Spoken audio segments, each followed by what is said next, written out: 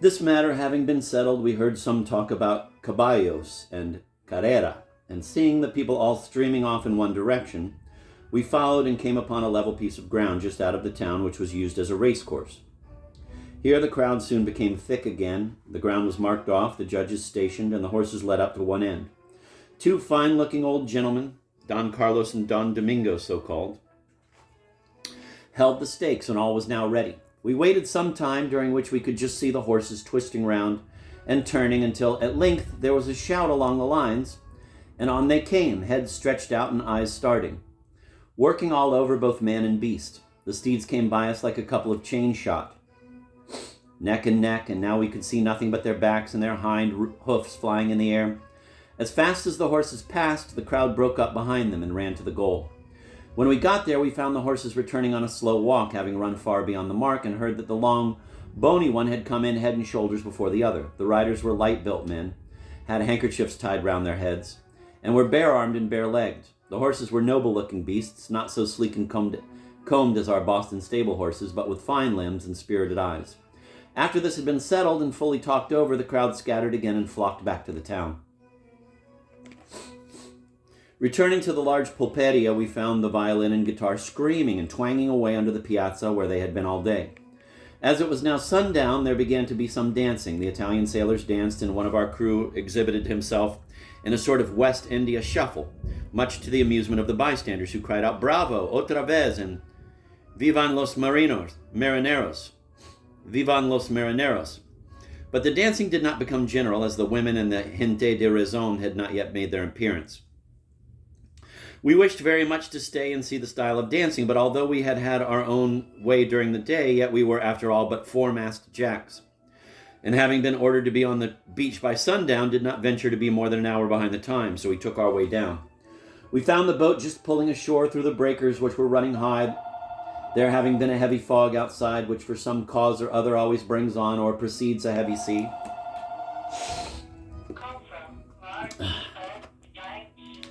Liberty men are privileged from the time they leave the vessel until they step on board again, so we took our places in the stern sheets, and were congratulating ourselves upon getting off dry when a great comber broke fore and aft the boat and wet us through and through, filling the boat half full of water. Having lost her buoyancy by the weight of the water, she dropped heavily into every sea that struck her, and by the time we had pulled out of the surf into deep water, she was but just afloat, and we were up to our knees. By the help of a small bucket and our hats, we bailed her out, got on board, hoisted the boats, eat our supper, changed our clothes, gave, as is usual, the whole history of our day's adventures to those who had stayed on board, and having taken a night smoke, turned in. Thus ended our second day's liberty on shore.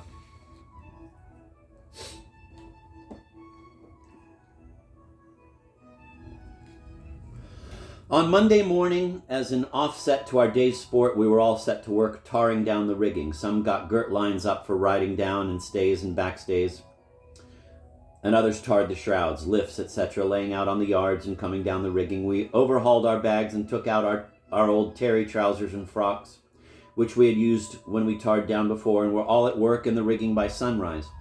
After breakfast, we had the satisfaction of seeing the Italian ship's boat go ashore, filled with men gaily dressed as on the day before, and singing their barcarolas. The Easter holy days are kept up on shore during 3 days, and being a Catholic vessel, the crew had the advantage of them. For 2 successive days, while perched up in the rigging, covered with tar, and engaged in our disagreeable work, we saw these fellows going ashore in the morning and coming off again at night in high spirits. So much for being Protestants. There's no danger of Catholicism spreading in New England. Yankees can't afford the time to be Catholics.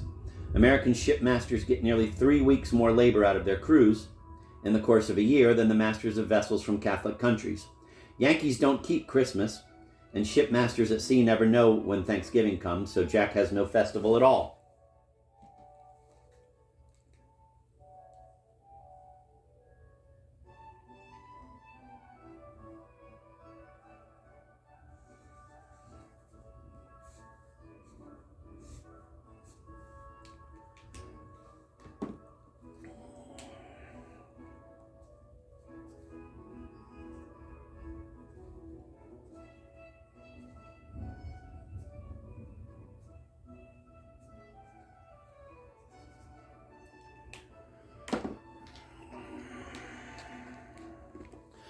About noon, a man aloft called out, "Sail ho," and looking round, we saw the head sails of a vessel coming round the point. As she drew round, she showed the broadside of a full-rigged brig, with the Yankee ensign at her peak. We ran up our stars and stripes, and knowing that there was no American brig on the coast but ourselves, expected to have news from home. She rounded to and let go her anchor, but the dark faces on her yards, when they furled the sails, and the babble on deck soon made known that she was from the islands. Immediately afterwards, a boat's crew came aboard, bringing her skipper, and from them we learned that she was from Oahu and was engaged in the same trade with Ayacucho, Loriotte, etc., between the coast to the Sandwich Islands and the leeward coast of Peru and Chile. Her captain and officers were Americans, and also a part of her crew. The rest were islanders.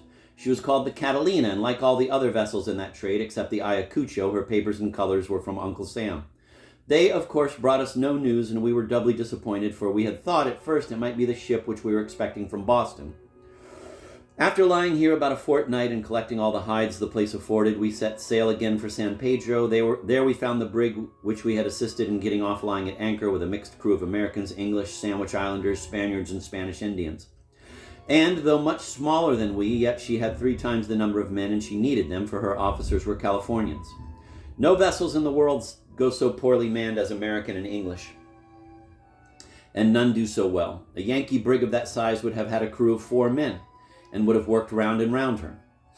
The Italian ship had a crew of 30 men, nearly 3 times as many as the Alert, which was afterwards on the coast and was of the same size.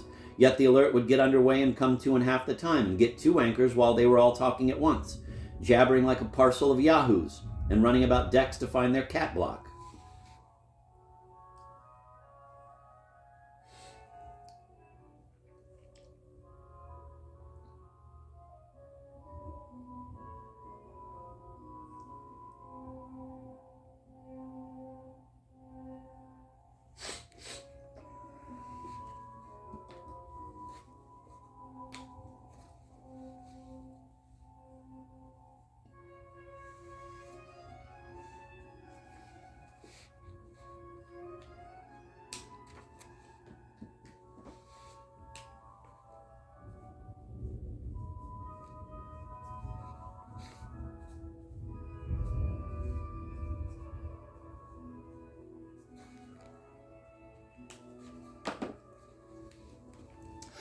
There was only one point in which they had the advantage over us, and that was in lightening their labors in the boats by their songs. The Americans are a time and money-saving people, but have not yet, as a nation, learned that music may be turned to account. We pulled the long distances to and from the shore with our loaded boats without a word spoken and with discontented looks, while they not only lightened the labor of rowing, but actually made it pleasant and cheerful by their music. So true is it that, quote, "For the tired slave song lifts the languid oar, and bids it aptly fall with chime that beautifies the fairest shore and mitigates the harshest clime," end of quote.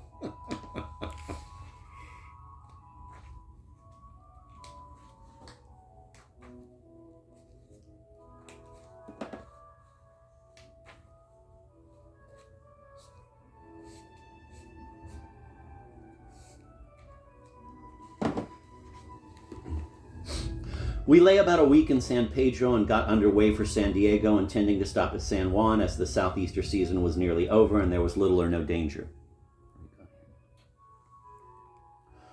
This being the spring season, San Pedro, as well as all the other open ports upon the coast, was filled with whales that had come in to make their annual visit upon soundings. For the first few days that we were here and at Santa Barbara, we watched them with great interest, calling out, "There she blows," every time we saw the spout of one breaking the surface of the water. But they soon became so common that we took little notice of them. They often broke very near us, and one thick, foggy night during a dead calm while I was standing anchor watch, one of them rose so near that he struck our cable and made all surge again. He did not seem to like the encounter much himself, for he sheered off and spouted at a good distance.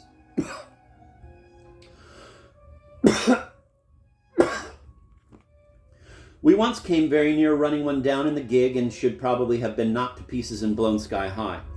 We had been on board the little Spanish brig and were returning, stretching out well at our oars, the little boat going like a swallow. Our backs were forward, as is always the case in pulling, and the captain, who was steering, was not looking ahead, when all at once we heard the spout of a whale directly ahead. Backwater for your lives," shouted the captain. And we backed our blades in the water and brought the boat to in a smother of foam. Turning our heads, we saw a great, rough, humpbacked whale slowly crossing our forefoot within 3 or 4 yards of the boat's stem. Had we not backed water just as we did, we should inevitably have gone smash upon him, striking him with our stern just about amidships. He took no notice of us, but passed slowly on and dived a few yards beyond us, throwing his tail high in the air. He was so near that we had a perfect view of him, and as may be supposed, had no desire to see him nearer. He was a disgusting creature, with a skin rough, hairy, and of an iron-gray color. This kind differs much from the sperm in color and skin, and is said to be fiercer. We saw a few sperm whales, but most of the whales that come upon the coast are finbacks, humpbacks, and right whales, which are more difficult to take and are said not to give oil enough to pay for the trouble. For this reason, whale ships do not come upon the coast after them. Our captain, together with Captain Nye of the Lorient, who had been in a whale ship, thought of making an attempt upon one of them with 2 boats' crews, but as we had only 2 harpoons and no proper lines, they gave it up.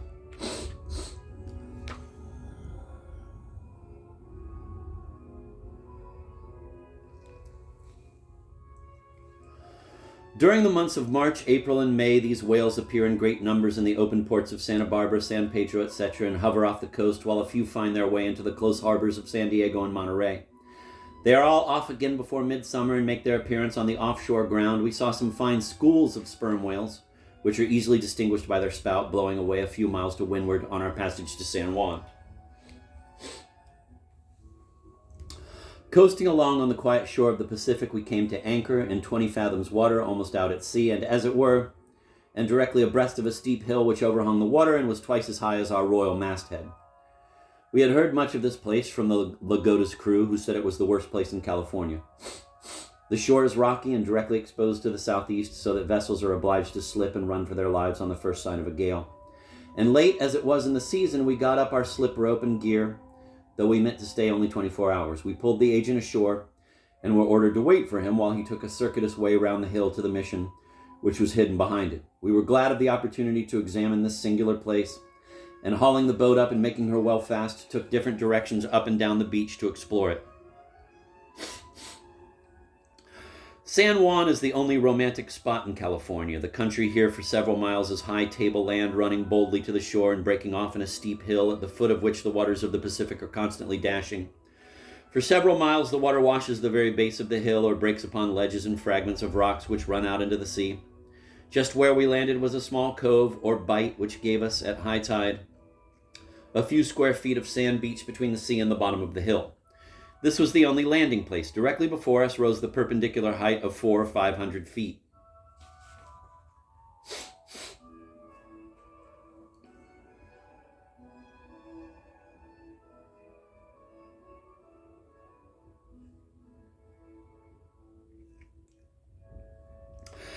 How we were to get hides down or goods up upon the tableland on which the mission was situated was more than we could tell. The agent had taken a long circuit and yet had frequently to jump over breaks and climb up steep places in the ascent. No animal but a man or monkey could get up it. However, that was not our lookout, and knowing that the agent would be gone an hour or more, we strolled about picking up shells and following the sea where it tumbled in, roaring and spouting among the crevices of the great rocks. What a sight, thought I.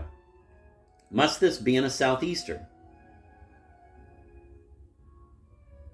The rocks were as large as those of Nahant or Newport, but to my eye more grand and broken.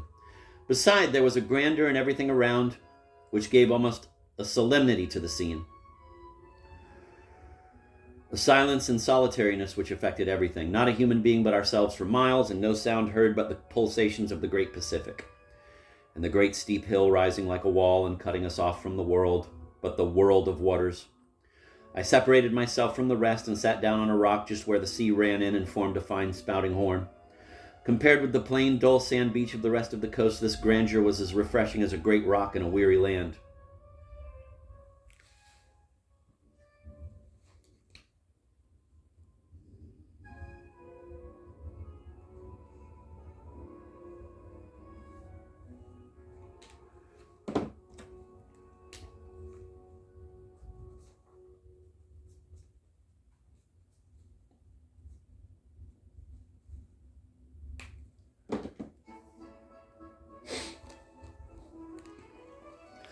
It was almost the first time that I had been positively alone, free from the sense that human beings were at my elbow, if not talking with me, since I had left home.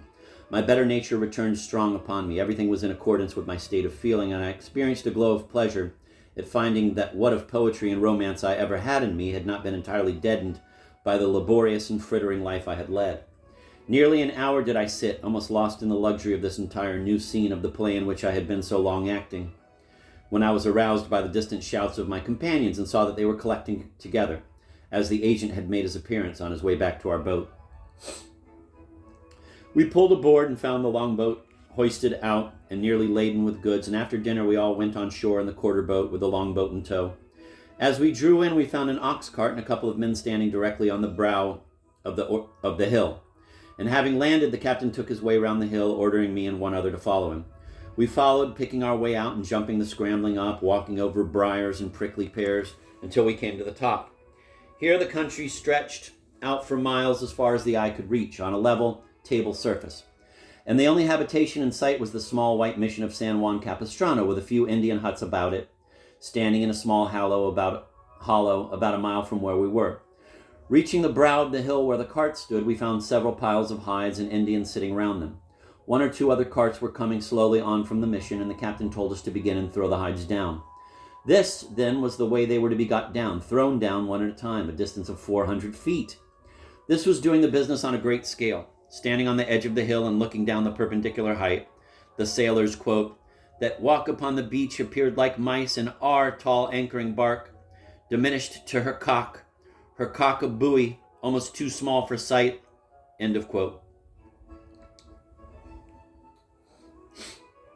Down this height we pitched the hides, throwing them as far out into the air as we could, and as they were all large, stiff, and doubled like the cover of a book, the wind took them and they swayed and eddied about, plunging and rising in the air like a kite when it has broken its string. As it was now low tide, there was no danger of their falling into the water, and as fast as they came to the ground, the men below picked them up, and taking them on their heads, walked off with them to the boat. It was really a picturesque sight, the great height, the scaling of the hides, and the continual walking to and fro of the men, who looked like mites on the beach. This was the romance of hide droghing.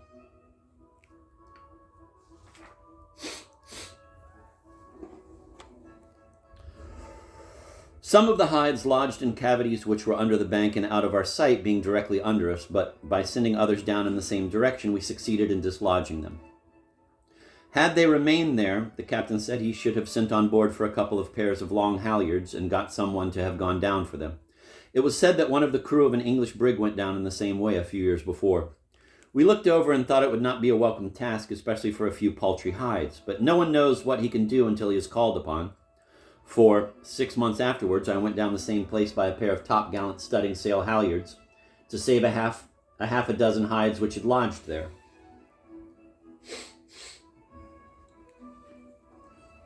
Having thrown them all down, we took our way back again and found the boat loaded and ready to start. We pulled off, took the hides all aboard, hoisted in the boats, hove up our anchor, made sail, and before sundown were on our way to San Diego.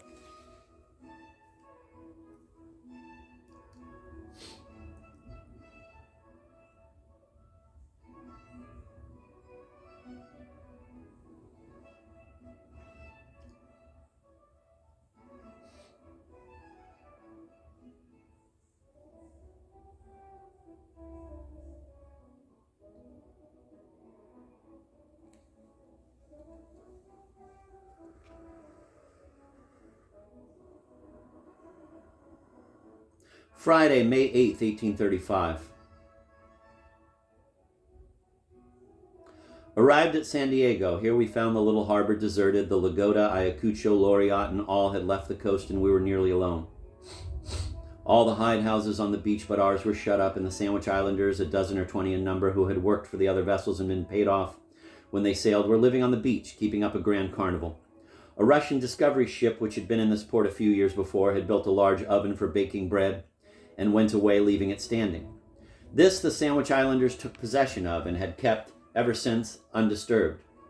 It was big enough to hold 6 or 8 men, that is, it was as large as a ship's forecastle, had a door at the side and a vent hole at top. They covered it with Oahu mats for a carpet, stopped up the vent hole in bad weather, and made it their headquarters. It was now inhabited by as many as a dozen or 20 men who lived there in complete idleness, drinking, playing cards, and carousing in every way. They bought a bullock once a week, which kept them in meat, and one of them went up to the town every day to get fruit, liquor, and provisions. Besides this, they had bought a cask of ship bread and a barrel of flour from the Lagoda before she sailed. There they lived, having a grand time and caring for nobody. Captain T was anxious to get 3 or 4 of them to come on board the Pilgrim, as we were so much diminished in numbers, and went up to the oven and spent an hour or two trying to negotiate with them. One of them, a finely built, active, strong, and intelligent fellow, who was a sort of king among them, acted as spokesman. He was called Manini, or rather, out of compliment to his known importance and influence, Mr. Manini, and was known all over California. Through him, the captain offered them $15 a month and 1 month's pay in advance, but it was like throwing pearls before swine, or rather, carrying coals to Newcastle. So long as they had money, they would not work for $50 a month, and when their money was gone, they would work for 10. What do you do here, Mr. Manini? Said the captain.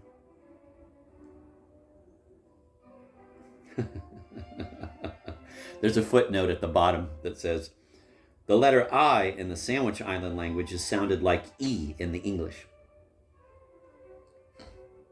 What do you do here, Mr. Manini? Said the captain. Oh, we play cards, get drunk, smoke, do anything we're a mind to.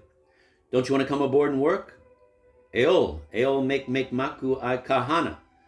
Now got plenty money, no good work. Mamul, money pow, all gone. Ah, very good work. Mai kai, hana nui.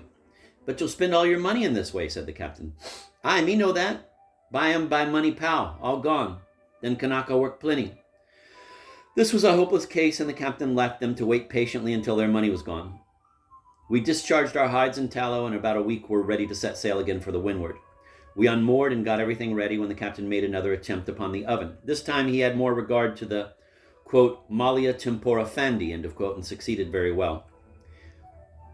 He got Mr. Manini in his interest, and as the shot was getting low in the locker, prevailed upon him and 3 others to come on board with their chests and baggage, and sent a hasty summons to me and the boy to come ashore with our things and join the gang at the hidehouse. This was unexpected to me, but anything in the way of variety I liked, so we got ready and were pulled ashore. I stood on the beach while the brig got underway and watched her until she rounded the point, and then went up to the hidehouse to take up my quarters for a few months.